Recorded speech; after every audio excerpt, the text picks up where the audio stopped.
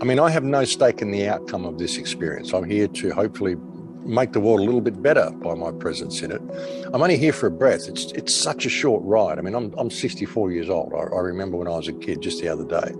So it's a really short ride. You can't really have a stake in the outcome of this and think that, well, I'm going to achieve this big thing and it's going to be this golden reality that I'm creating, because you're going to be gone soon. That's a given, you know. So we place too much emphasis on the physical. You know, I want a big front door. I want a big house. I want to be able to buy beautiful jewelry from my wife. I want to be able to have all this pile of stuff so I can sit on top and say, look at me, I'm successful. But really, it's about this. It's about you. It's about finding out what your true purpose is and finding out how to express yourself in an unlimited capacity as human consciousness, you know. That's what you really come here to do. And I look at this whole thing as a soul test, you know. So, I mean, it's a way of getting rid of the spiritual baggage, a way of getting rid of the consciousness that doesn't work properly. But by the same token, we have so much invested in this physicality and this reality we've created for ourselves in our home or our car, or you got to be prepared to let all that go. Put on a backpack and just walk into the woods if need be, because I mean that's what we might have to do. But how many people can do that? How many people have still got the life skills to do that? So these are the sorts of things people need to start thinking about. You know, what do you need to do to survive? If the system was just to go away and disappear, and you were just dropped in the woods, could you survive? So you need to sort of start looking at yourself as a human being. What does it mean to be human? And this is a great opportunity to rediscover yourself. It's a great opportunity to get rid of all of the trappings of this fictional, pollutive, destructive society that we live in and just come back to what it means to be human. So you can look at it that way. I mean, there's a great fear of losing all of this stuff and all these conveniences and these mod cons and these little gadgets that we use. But what about being human? What about being human? So it's a great opportunity for that, and you're being put into a position where you don't have a choice. I mean, I've got all this stuff that I do, but by the same token, I've got a tent, I've got a bow and arrow, I've got a backpack. I could easily pick it up and just walk into the woods if I have to. And I can survive. I can do some trapping. I can do some hunting. I can do some growing some food. I can pick some berries. There's a lot of edible stuff around. So if it comes to it, well, that's what you might have to do.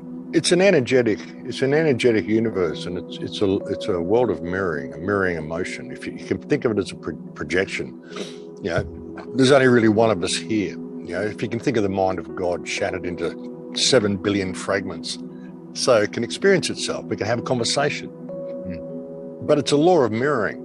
When people are stressed out about stuff, the universe just gives them more of it. I mean, you're totally stressed out about money all the time, you're never going to have money.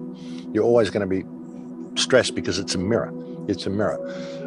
You think of the heart as being a power source, a generator which generates an emotional energy which feeds your brain, and your brain is a quantum instrument that creates a projection and will turn possibility into actuality depending on the emotional input it receives from the heart.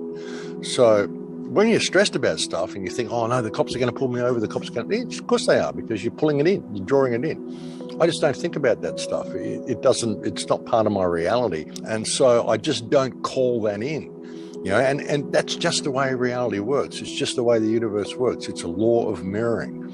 And if you live your follow the one law of creation, which is unconditional love and service to creation, that's the way I live my life. And I haven't had a bad day in probably 20 years since I've had a bad day, because I just don't call that in. I don't have any attachment to the things that people, I mean, all the things that people think are problems and shit. I mean, that time 25 years ago when you were really upset that day, you think about it now. What does it mean? It doesn't mean shit. Are you upset now? It didn't mean anything. It didn't mean anything back then either. You just thought it did. You know?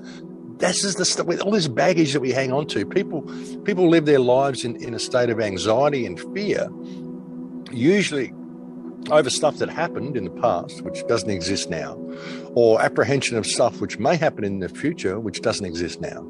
So they're not in the now. They're lost in their mind, you know, and they're lost in all of these possibilities and all these memories and all these possibilities, none of which exist now. So they're lost in their imagination.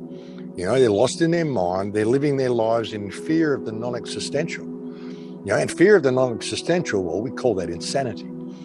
So people live their lives according to different socially acceptable levels of insanity. And that is our society. And as soon as you see that, you can just step out of it, step onto a different path, throw yourself to the wind. I've often said, if you throw yourself to the wind, you can ride it. No stake in the outcome. I don't know what's going to happen tomorrow. I don't know what's going to happen. I don't have any plans. People say, how come you went around the world? Like I went overseas in 2012 for 2 weeks. Ended up going right around the world. I was away for 3.5 months, went right around the world, got home again. And everyone said, how did you do that when you didn't plan it? And I said, well, that's the thing. I didn't plan it. If I had plans, I wouldn't have done most of the stuff that I'd done in my life because I would have had other plans.